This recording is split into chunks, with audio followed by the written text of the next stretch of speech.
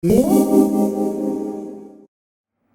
to the grocery store can be a little bit overwhelming because you want to get in, you want to get out, you don't want to spend a ton of money, but you also don't want to end up with the same old groceries all the time so that you're in yet another food rut. So today I'm going to be showing you what I picked up from Trader Joe's and from Whole Foods, and I'm also going to show you some recipes to go along with that will hopefully make your next shopping trip a little bit easier. So starting with Trader Joe's, I usually pick up some frozen berries here. This is my favorite place to buy frozen berries, whether it's strawberries, blueberries, raspberries, or cherries. I always get them from Trader Joe's because I can get organic and it's cheaper than any grocery store. And I always get a head of cauliflower when I go to the grocery store because this is my favorite vegetable. I think it is the most versatile vegetable and it's definitely a staple in my house. One of my favorite ways to use it is to make cauliflower Alfredo sauce or caulifredo.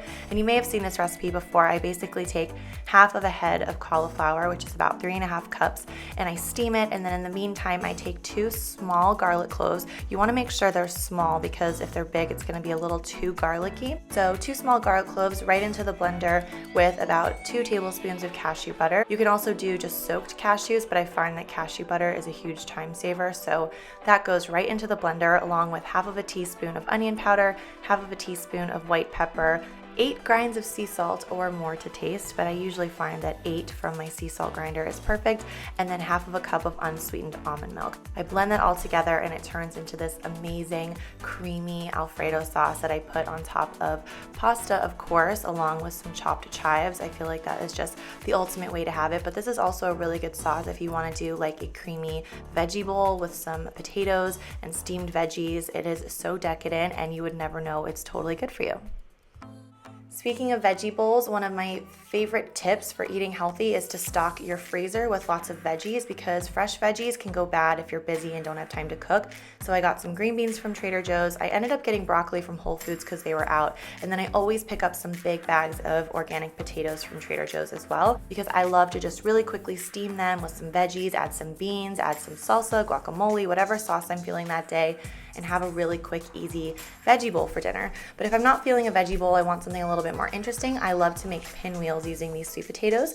And for this, I just take either half of a very large sweet potato or 2 medium-sized ones, like the small ones that come in these bags. And then I'll steam them until they're fork tender. Add them to my blender along with 1 teaspoon of taco seasoning and 2 tablespoons of water.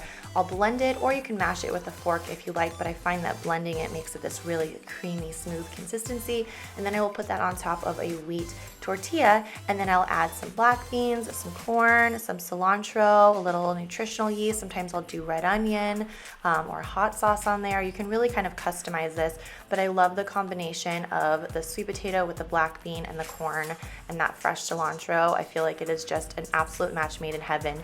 And these are so easy. So you just sprinkle everything on, roll it up, slice it into little pinwheels, and then I serve this with a side of salsa and sometimes also guacamole, and it is just a really quick and easy either lunch or dinner, or you can pre-make this ahead of time and just have these as a snack waiting for you when you get home. And I'm telling you, it is such a satisfying and energizing snack. So definitely try these if you haven't already. Another thing I like to pick up at Trader Joe's are organic lemons, and I usually get this big bag. It is so much cheaper, and buying this bag also helps me use more lemons, which is great. And then I also got some mushrooms and a container of these sugar plum tomatoes, and I always get these tomatoes. They're basically another staple of mine. I pretty much always pick up. They're super easy just to throw into salads or veggie bowls, but I also really like to use them for making your own roasted garlic tomato sauce. And for this, I just do about the whole container of the cherry tomatoes. If you're using a regular pint, you're gonna want 2 pints. And then I cut them in half and throw them into a roasting pan along with a 16-ounce can of diced tomatoes that I drained. Then I take 1 head of garlic that I just cut in half and I put that directly into the roasting pan. And then I add 1 tablespoon of olive oil, half of a teaspoon of salt, half of a teaspoon of pepper, and 1 teaspoon of dried oregano. And I toss that all around until everything is well coated. And then I bake it for 45 minutes at 350 degrees. And you guys, while this is baking, your kitchen smells so good. It smells like you just walked into an amazing Italian restaurant. And it is one of my absolute favorite parts of cooking because it just feels so homey and cozy. So while that's baking, I finish the sauce by chopping up 2 stalks of celery, 2 medium-sized carrots, and half of a large onion. And you want to cut this pretty small so you don't get big chunks in your sauce. And then I saute that with some water in a frying pan. And then you can just season it with a little bit of salt and pepper and about half of a teaspoon of dried Italian seasoning. And if you really want to make it taste really, really delicious, you can finish this with a little bit of red wine. So the way I do this is I usually add about 1/4 of a cup of red wine and let it simmer so all the alcohol cooks out, but it really imparts this really rich flavor. So you get this really fragrant, delicious veggie blend. And then I add that into the roasting pan with the tomatoes, and then using a fork, you just kind of mash it all together until you get the most incredible homemade roasted garlic tomato sauce. Then you just toss it with whatever pasta you want, or you could even use this on some freshly toasted bread or inside of a baked potato. It's super versatile, but it's really delicious. So if you haven't tried this recipe, I will link the video down below and the full recipe as well, because it's one of my favorites. So obviously, since I was getting tomatoes, I picked up some garlic. I use these for everything. I also always get this organic tempeh. It's really inexpensive at Trader Joe's, and it's really versatile as well. I also picked up this sweet pickle relish. This has been something I've been using a lot in salad dressings and also in sandwiches, and it adds so much flavor. I also picked up a couple of cans of organic black beans, which you know are really delicious for veggie bowls, but did you know that they also make really great brownies? If you didn't, I will link that video recipe down below. It's part of my back to school lunch series, and it's one of the most popular recipes I've ever posted. So if you haven't tried it already, I will link that in the description box. I also picked up some chives and some dill. I usually have at least 1 or 2 types of fresh herbs on hand at all times because it just adds so much flavor, and I love getting them at Trader Joe's because you can get organic for pretty cheap. And I also got some guacamole. Avocados are really expensive right now and not very good. They're kind of small and not great, so I've been just using this store-bought kind. I like this one because it has really good ingredients, and meaning very minimal ingredients, all things you can pronounce. So love that. And then I also picked up some apple cider vinegar. I use this a lot in baking, and I also use it for dressings and for pickling. I've got really into pickling, like red onions and radishes and things like that, so stay tuned for some interesting recipes coming soon. And then I also picked up some coconut oil. I actually don't use this for cooking very often. I pretty much keep this in my bathroom so I can use it as a moisturizer when I get out of the shower. Then I picked up some of my favorite eggplant hummus. If you've seen quite a few of my hauls, you will know that this is another staple of mine. It's something I get a lot, and I use it on toast like a normal person. I really like using nutritional yeast on it, but I also use it mostly for dressings and sauces. Speaking of which, I also got some salsa, which I mainly use as a salad dressing. And then I got some treat things for myself because it's fall and they have these little mini cinnamon brooms. I can never bring myself to buy the big ones. I don't know why, I just feel like it's like, do I need it? I don't need it, but it smells so great. And then I saw this little one for 99 cents and I was like, yes, you're coming home with me. And now it sits on my kitchen table and it smells really good every time I walk into my kitchen. I also got some little pumpkins. These are decorative pumpkins for my kitchen as well. Again, a really inexpensive way to decorate, just kind of makes it feel cozy and fall-ish. Moving on to the whole food section, I'm trying out this new magnesium supplement. It's actually not new, but it's new to me. And basically, magnesium is a really important nutrient for your body that your body can kind of be depleted of if you drink too much caffeine, alcohol, if you're too stressed. There's a lot of different things that make us lose magnesium, and a lot of people are magnesium deficient and they don't know it, and it can cause digestive issues.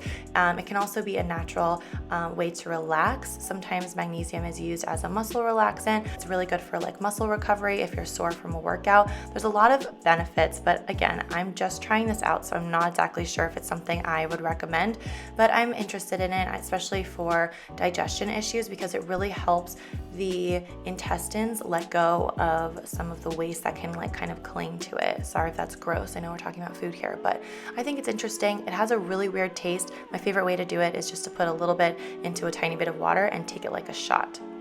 Kind of tastes like sparkling water in a weird way. Then I also got these My Kind organic multivitamins. Again, something I'm supplementing with. I've been really busy lately and I haven't really been eating as completely healthily as I should be, not like a huge range of fruits and vegetables. So I'm trying to do that, but on the days that I eat a lot of packaged stuff, I'm trying to take a multivitamin. Again, experimenting, we'll see how it goes. Then I also picked up some tempeh bacon. This was for a recipe I was working on, and this pumpernickel bread. I really like this bread, but it is not for everyone. It has a really weird consistency, but I find it really delicious, and it also makes me feel really good. I don't get that bloated feeling, which I do sometimes when I eat certain kinds of breads.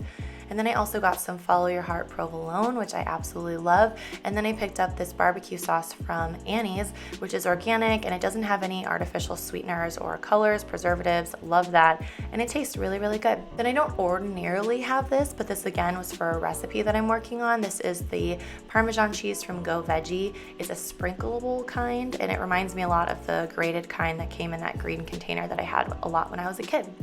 Then I picked up a big thing of quinoa. My favorite way to make quinoa is just to follow the package directions and just use water. And then I use about a half of a teaspoon or so of apple cider vinegar, and it adds a really nice amount of flavor and kind of a good like depth. It kind of enhances the nuttiness of quinoa without having to add any other spices. So I love doing that. I also picked up some red lentils, which are another staple of mine, and some radishes, again for a recipe. I'm working on pickling them. Then I always get bananas. These are always, always, always in my house. You know I put them on oatmeal, but there's some other fun things you can do with bananas that you might not know about.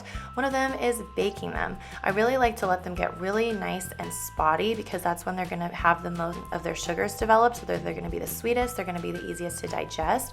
And then I cut them in half and put them on a parchment paper lined baking sheet along with some agave, or you can use maple syrup if you have it. You really don't need to measure this, just do a little drizzle on both pieces. And then I'm going to sprinkle on some cinnamon. You could also do some pumpkin pie spice, or even some ground cardamom is really good. You're just gonna sprinkle that on and bake these for a few minutes. And what happens is the sugar in the banana kind of caramelizes, it turns like a golden brown, and it really enhances the flavor. It almost goes from tasting like a banana to tasting more of like banana bread type flavor. So I use this vegan version of Nutella, and then I spread that onto some really good bread. Then I put the warm bananas on top of that, and bam, you have such a delicious and decadent sandwich that's actually still pretty good for you. It's just like a really nice, healthy way to treat yourself, and I'm telling you, this is gonna become one of your favorite sandwiches because it is so good. All the pictures and video clips that you saw in this video are from my Instagram and also from my YouTube channel. So if you want some more pictures of food inspiration, then definitely check out the link for my Instagram that's in the description box. And I have all the recipes that I mentioned in there as well. So there's lots of information if you have any questions. You can also comment below with any questions that you have, and also let me know what you guys get at the grocery store, because I'm very nosy and I love talking about food trends and learning about people's favorite things, and I feel like it's really fun to share that kind of information. So let me know in the comments, and I will see you guys next time. Bye!